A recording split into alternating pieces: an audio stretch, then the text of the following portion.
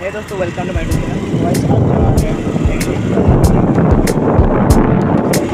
और আমি বলে গাইস আজ বাইরে তো বড় হয়েছে বাজে লোক লাগে একদম ঘুরি তো বলা আপনারা ভিডিও এনজয় করুন। ফাইনালি গাইস দিদি ঘর আই গেল আপনারা কইছিল দিদি ঘর আই আছে বলে তো এই দিদি আমার দিদি রে তো এটা সারপ্রাইজ আপনারা গানে সাগ আমার গেম কিনি সাগ এ চিকো হিমান লাগা হি মানে গোলাপ না রো